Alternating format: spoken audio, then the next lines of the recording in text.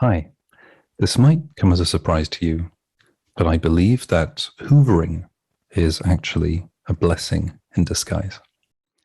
What is hoovering? Hoovering is when we break up with a partner and the partner suddenly tries to come back into our life by contacting us, by maybe trying to see us, by trying to reignite something of a spark that might still be there.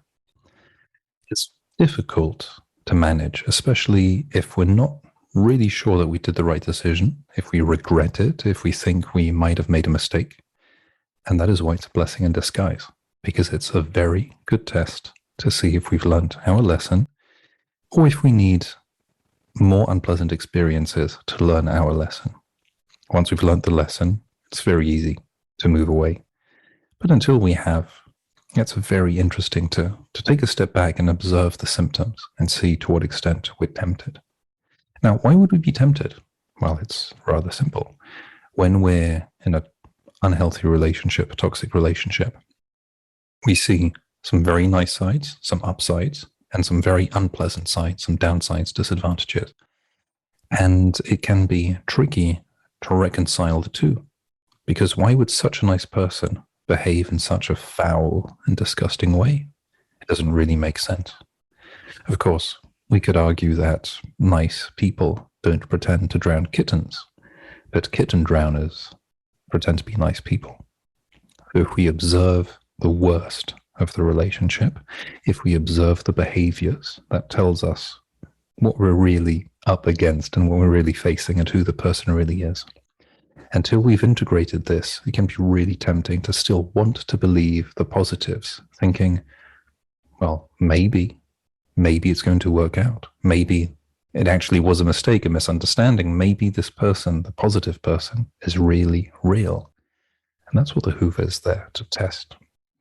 So I'm going to share with you some techniques to manage the Hoover, to make sure that you are less susceptible to get sucked in and drawn in to more nightmare.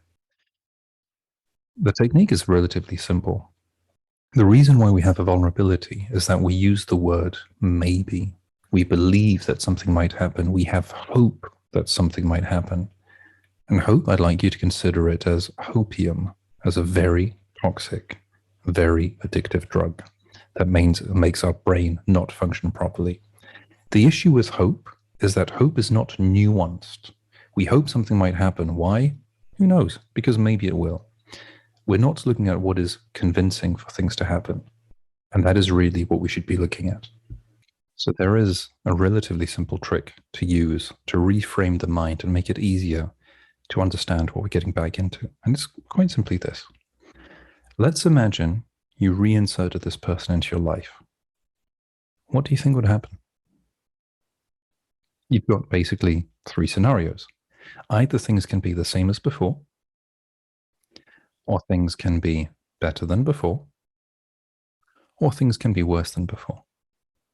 So what I'd like you to do, if you're considering to reinsert someone like this into your life, what I'd like you to do is write down each of the scenarios. So same, you can put same in the middle, better, same, worse. And I'd like you to ascribe a probability to it. Put it in percentage. Do you think there's a 50% chance things are the same? Do you think it's a 80% chance things are better? The total amount, of course, must be 100%. So put a probability and then consider if things are the same as before, would you want that person back in your life? And then consider if things are worse, well, would you want that? And also ask yourself the question, was the relationship on a downward trajectory? If things were gradually getting worse, that means that the same as before means things continuously getting worse. Is that what you want? If it is, good luck, knock yourself out. And if it isn't, then maybe readmitting this person into your life isn't a wise idea.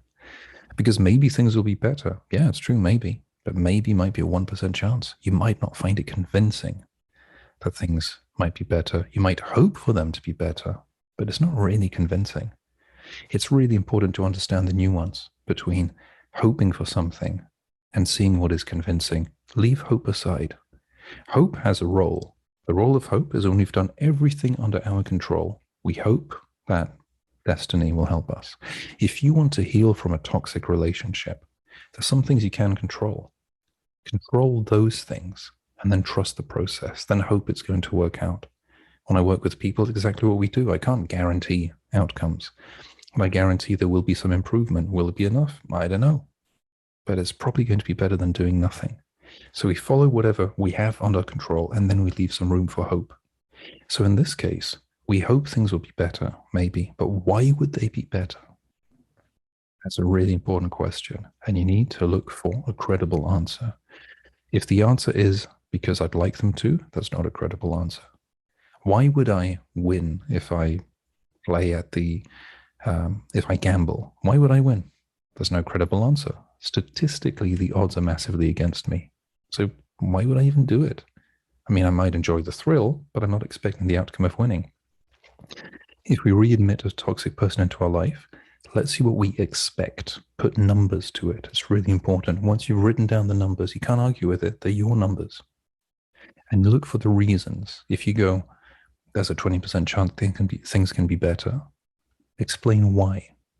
If someone comes back, explains how they got something wrong, how they hurt you, how they're not happy with their behavior, how they took specific measures to work onto something, how they're going to hold themselves accountable, and they made certain commitments, that increases the probability, the likelihood of it being convincing. But if the answer is, well, it might work out this time, it's not really convincing. Take another example. If someone runs 100 meters in 20 seconds, on average, 20 seconds, they might be able to run it in 10, but it's highly unlikely. They might be able to run in 15. It's highly unlikely. How would they even get down to 18 if they never got down to 18 so far? If they always did more than 20 seconds? How would they do it? I don't know. It's not convincing. I would not bet on it. So view things this way. View them as probabilities, as though you were going to bet on them. And you can even consider, would you bet on the outcome? If you had $10,000 or $100,000 to bet, would you bet on a specific outcome? Maybe, maybe not. Look at which one is the most likely and follow that. It's very important. Once you do that, when someone tries to hoover you, instead of reminiscing about the nice parts from the past, you'll be seeing what the picture was, and I'll do another video about how to get a nuanced picture. Remember the downsides. Remember the image of the kitten drowners. The things you could not live with. Why should it be any different next time? And if you don't have a good answer, don't expect it to be different. It might work for you. Maybe you want more of it. Don't be surprised if you get exactly what you had. And if there's no good reason for things to be different, maybe they won't be. I hope that was helpful.